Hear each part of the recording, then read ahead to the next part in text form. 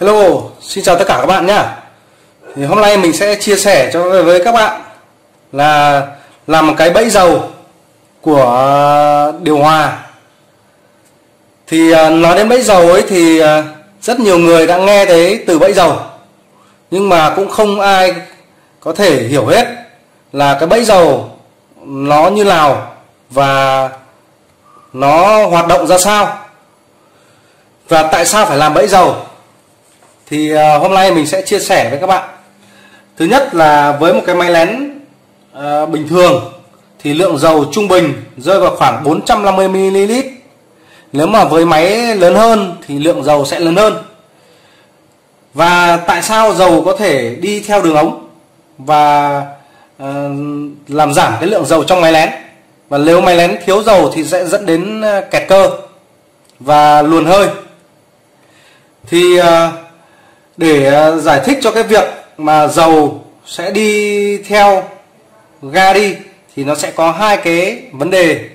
Đó là vấn đề là quá trình máy lén nó lén với một vòng tua rất là lớn thì dầu sẽ văng và tơi ra, sẽ trộn lẫn với ga và đi theo đường ống, dẫn đến là nó sẽ lên cái khối dàn nóng này.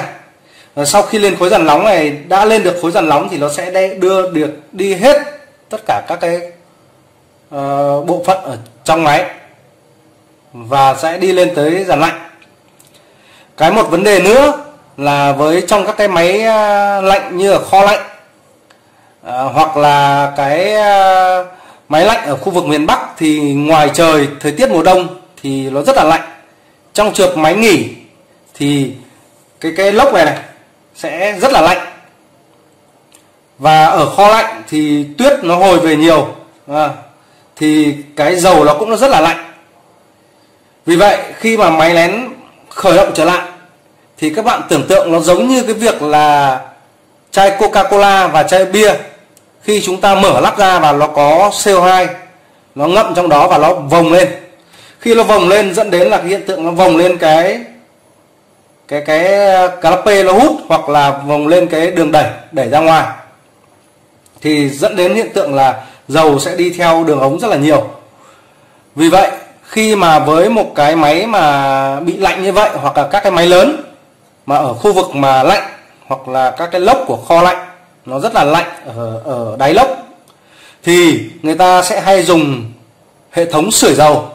Hệ thống sưởi dầu nhằm mục đích là không cho ga ngậm ở trong dầu, để sau cái quá trình mà máy lén nghỉ xong nó khởi động thì nó không vồng lên giống như hiện tượng ta mở cái chai Coca hoặc là chai bia, thì dầu nó vồng lên như vậy nó sẽ đưa ra ngoài. Và để khắc phục cái việc này thì chúng ta cần phải làm bẫy dầu. Bởi vì những cái máy điều hòa ngày xưa thì họ đã làm cái đường hồi dầu ở ngay cuối cái dàn nóng và hồi thẳng về trực tiếp cho lốc. Nhưng những cái đời máy về sau này thì do làm để hạ giá thành nên người ta sẽ bỏ qua cái phần đó, dẫn đến là chúng ta càng phải quan tâm đến cái việc mà làm một cái bẫy dầu. Thì khi quá trình máy lén chạy và đưa dầu lên thì sẽ đi theo ga, dẫn đến mất dầu ở trên máy lén. Bây giờ chúng ta sẽ phân tích là ở trường hợp nào và cần phải làm bẫy dầu ở đâu. Thì giả sử chúng ta lắp thuận dàn lạnh cao hơn dàn nóng, thì trong trường hợp nó lén lên và dầu đi theo ga sẽ lẫn ở đây, lẫn ở cuối dàn nóng. Khi như các bạn biết thì khi cuối dàn nóng nó sẽ là ga lỏng, và ga lỏng thì dễ dàng ngập dầu lẫn vào nhau và dễ dàng đưa dầu lên trên này. Khi quá trình mà lên trên dàn lạnh thì ga sẽ sôi và bốc hơi. Khi ga bốc hơi để thu nhiệt thì nó cuối dàn lạnh nó sẽ thành thể hơi và nó đi về máy lén. Dầu không bay hơi được thì dầu sẽ đọng lại ở trên dàn, dẫn đến hiện tượng là dầu sẽ khó về hơn. Nhưng vì máy lắp xuôi, khối trong nhà cao hơn khối ngoài trời, nên là dầu vẫn dễ dàng hồi về được máy lén. Đây là trong chế độ lạnh. Bây giờ giả sử vẫn lắp thuận là khối trong nhà cao hơn khối ngoài trời, nhưng chạy trong chiều nóng. Thì khi chạy trong chiều nóng thì ga từ máy lén sẽ lén thẳng theo cái đường ống to đi lên khối trong nhà. Lúc này thì qua quá trình mà nó đã trao đổi nhiệt với phòng để làm cho phòng ấm lên thì dẫn đến là ga được hạ nhiệt và sẽ ngưng thành thể lỏng. Vì vậy cho dù nếu mà ga và dầu sẽ lẫn với nhau thì ở đoạn này cũng là thể lỏng. Khi ở thể lỏng thì nó lại hồi theo ống bé, thì đường bé này sẽ là dẫn ga lỏng. Cái chuyện ga lỏng và đi theo dầu thì nó rất dễ dàng, nên là dầu vẫn dễ dàng hồi về máy lén. Vì vậy chúng ta sẽ nhận định rằng khi mà khối trong nhà lắc hơn khối ngoài trời thì kể cả trong hai trường hợp là chạy sưởi hoặc là chạy lạnh thì dầu vẫn có thể về được máy lén.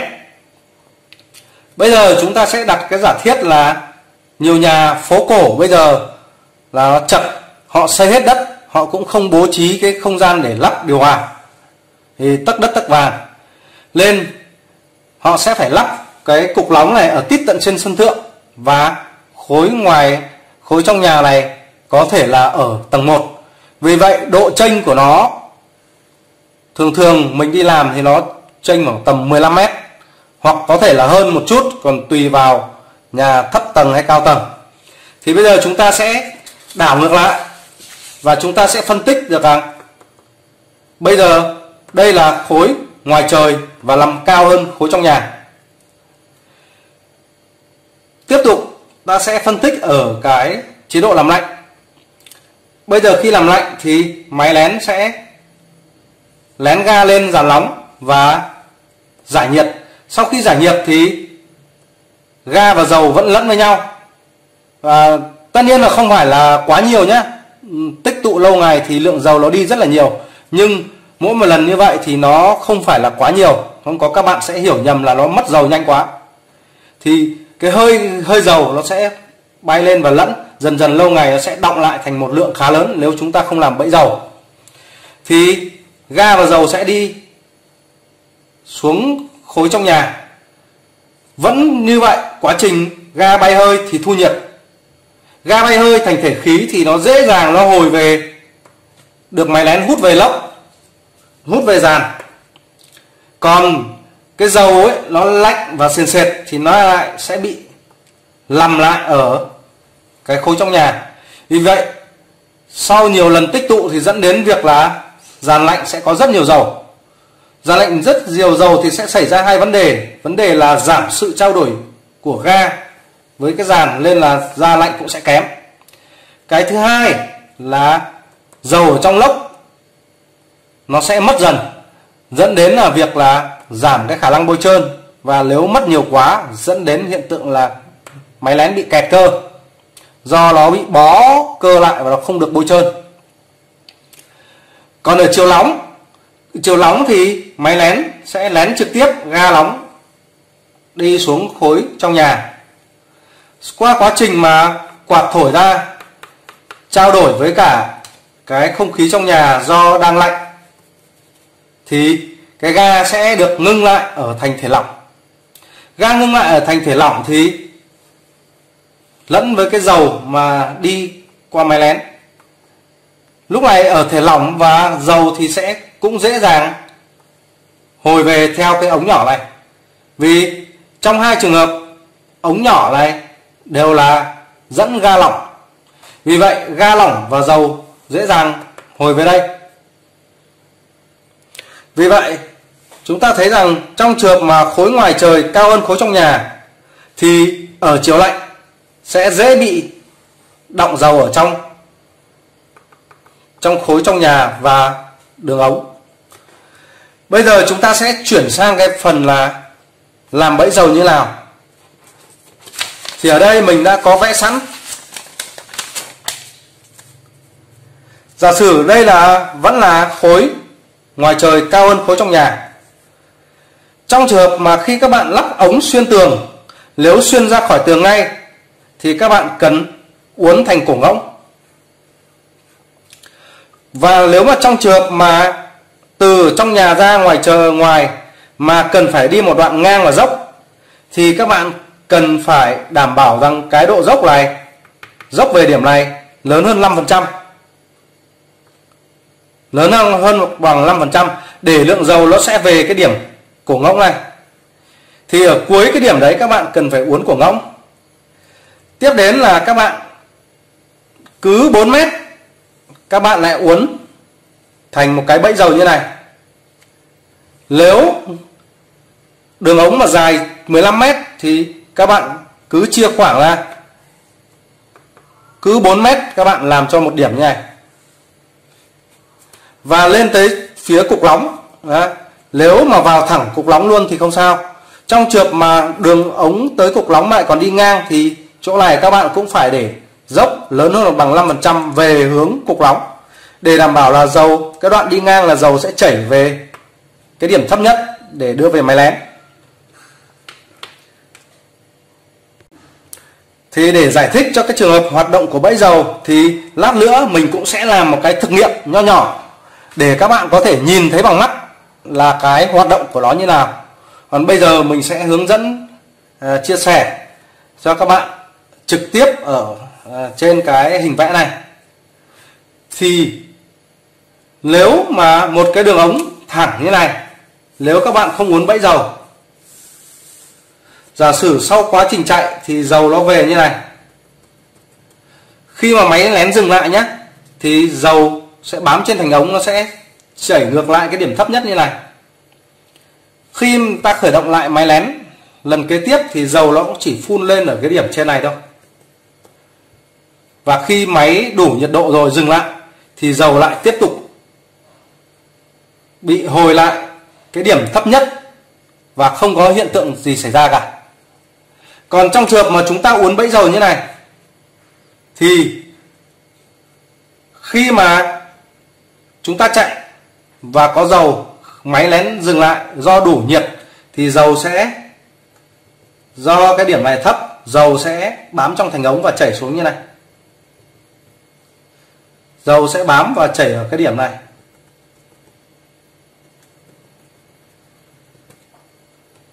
Khi chúng ta bật lại máy do nghỉ lâu hoặc là máy thiếu nhiệt độ và nó tự chạy lại, khi tự chạy lại đấy thì các bạn có thấy rằng ở đây là nó kín như một cái piston, nó sẽ đẩy cả một cái cột dầu này lên thẳng trên này, vượt qua cái đỉnh này và lại đọng lại ở đây.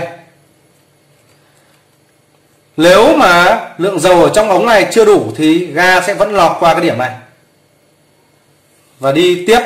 Nhưng trong trường hợp nếu mà dầu chúng ta mà đọng mà ngang cái tầm này, nó kín rồi, thì buộc nó phải đẩy ép dầu lên trên. Các điểm khác tương tự cũng như vậy. Và tại sao phải làm nhiều điểm? Bởi vì khi mà nó lên đến đây, nếu chúng ta chỉ làm một điểm thì đến cái đoạn này khoảng cách nó lớn quá thì nó chỉ đẩy và nó lại tiếp tục quay trở về cái hiện tượng này. Nó chỉ đẩy cao lên một cái điểm nhất định này thôi, sau đó nó lại trôi trở lại nếu khi mà máy đủ nhiệt độ nó dừng. Vì vậy cứ mỗi 4 mét chúng ta cần phải làm một cái bẫy dầu, để khi máy lén chạy thì đường ống trong này nó kín dầu ở cái điểm cổ ngỗng này, nó sẽ vọt lên đây, đẩy qua cái đỉnh và lại tiếp tục một lần nữa nó đẩy, và cuối cùng là dầu có thể về được máy lén. Thì để uốn nó, các bạn có thể làm thành các cái hình khác nhau, nhưng mà chúng ta sẽ lựa chọn tùy theo cái điều kiện và không gian cụ thể và mỹ thuật nhất. Thì bên đây mình sẽ giới thiệu các bạn là có thể là uốn theo cách này giống như bên này, hoặc có thể uốn như này thì cũng được. Nhưng với cái kiểu uốn này thì là thường chúng ta uốn ngay sát chỗ cục nóng hoặc là ngay dưới chỗ điểm ra của dàn lạnh. Vì uốn theo kiểu này nó sẽ mất diện tích. Còn đâu nếu uốn theo kiểu này thì nó sẽ rất là gọn. Và các bạn lưu ý là cái chiều này tối thiểu nhé là 20 cm hoặc là 15 cm. Cái chiều này là 20 cm hoặc là 25 cm hoặc lớn hơn nha. Bởi vì làm sao? nếu chúng ta uốn một cái đường ống nó bé quá thì cái lượng dầu ở trong này chứa cũng sẽ bị bé. Khi bé thì nó đẩy lên tới đây nó đã hết rồi. Vì vậy cái vòng này uốn tối thiểu nó phải tầm cỡ chiều ngang 20 cm và chiều cao 25 cm để cái lượng dầu nó chứa nhiều hơn và nó sẽ đẩy đi. Thì ở với các cái đường ống lớn các bạn có thể dùng các cái lò xo này để các bạn uốn, lò xo uốn ống. Thì ở đây mình có uốn mẫu một cái đây, thì chiều ngang nó như này. Thì các bạn tưởng tượng rằng nếu mà khi dầu nó đọng ở đây, đây là cái điểm ấy của ống này, nếu mà dầu nó chỉ một tí ở đây thì ga nó vẫn có thể lọt qua khe này nó đi lên bình thường. Nhưng trong trường khi ta dừng máy và trên đường ống nó có nhiều dầu thì nó sẽ chảy xuống, nó sẽ nằm lên đây, nó sẽ dâng lên tới đây, dẫn đến là trong đường ống là rất nhiều dầu. Khi máy lén khởi lại là động lại lần sau thì nó sẽ ép cả các đoạn dầu này đi lên trên. Đây nó ép nha, đi theo chiều đây, nó sẽ đẩy ngược lên trên giống như ở đây.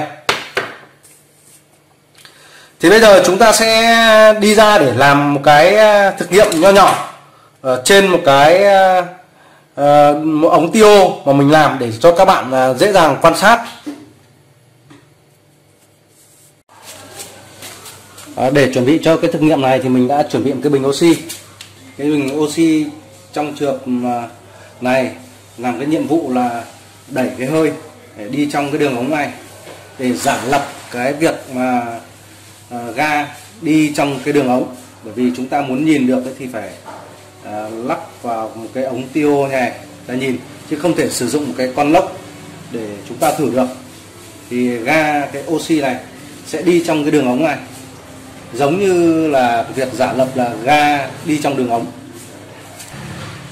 Và cái áp suất ở trong này thì mình sẽ để cố định luôn, để áp suất nó không bị thay đổi, để minh bạch trong cái vấn đề mà chúng ta làm cái việc thử nghiệm. Tiếp đến là cần nối cái ống của cái dây oxy sẽ vào cái tiêu này, có đường kính là 10 như cái ống 10 của điều hòa. Đầu tiên chúng ta sẽ thử với cái trường hợp mà khi mà chưa làm bẫy dầu thì hiện tượng gì xảy ra. Bây giờ mình sẽ mở cái đường hơi này, các bạn thấy nước nó đẩy lên luôn này.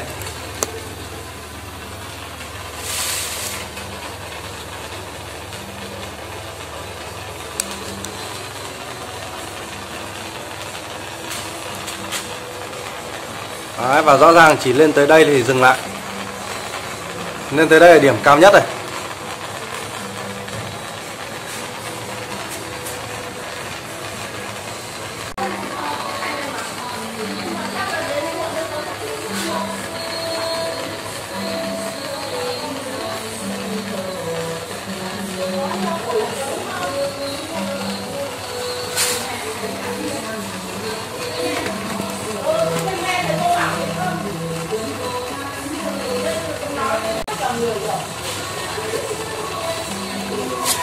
Bây giờ mình sẽ khóa lại.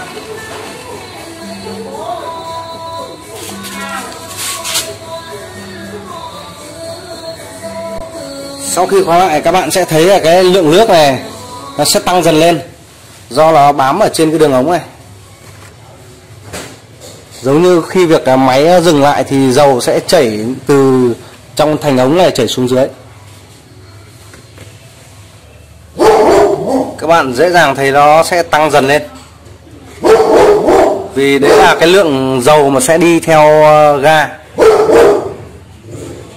Các bạn nhìn, giờ cái bẫy dầu của ta sẽ có hiện tượng cái hình dáng như này. Mình sẽ quấn nó thành vòng. Cái khoảng cách này nhé, các bạn cho ít nhất nó phải đạt được 20 cm nhé. Chiều cao của cái bẫy dầu này khoảng 25 cm nhé. Các bạn nhìn này.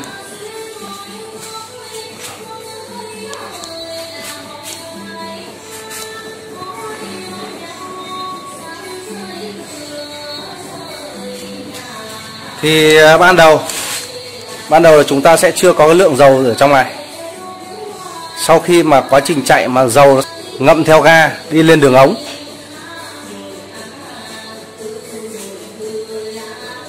thì nó sẽ nằm ở cái điểm này. Bây giờ mình sẽ thử mở van nhé. Bây giờ chúng ta thử so sánh xem nó khác gì trong cái trường hợp mà lúc trước nhé. Bây giờ mình mở van này.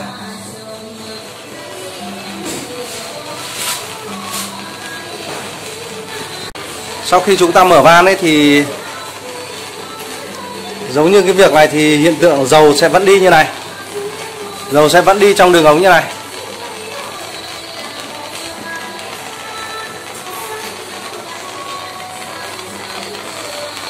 Và cũng không thể thoát được ra ngoài nhé. Các bạn nhìn này, vẫn chưa đủ để thoát ra ngoài.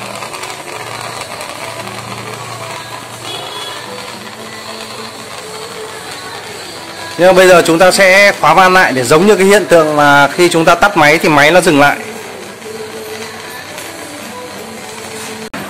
Bây giờ mình sẽ khóa lại, các bạn thử theo dõi cái hiện tượng gì xảy ra nhé.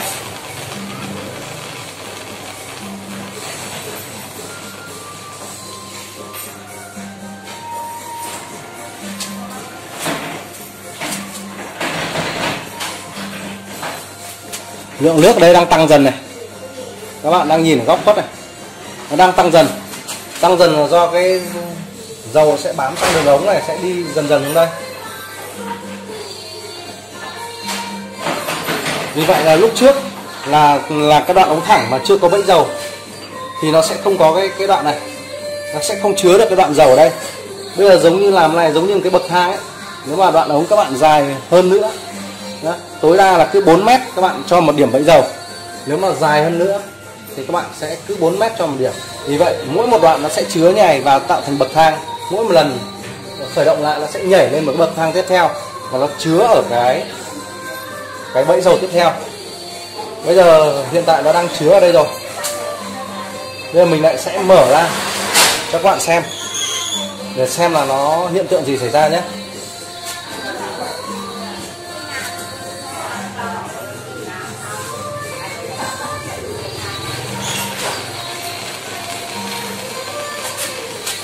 Các bạn thấy không? Đấy, nó đã chảy ra ngoài này.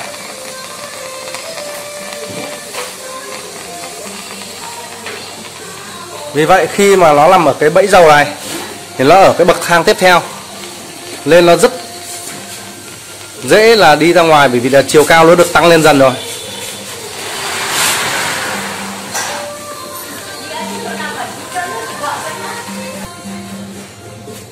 Đấy, sau khi mình khóa lại thì lượng dầu ở đây bây giờ là sẽ còn ít hơn này.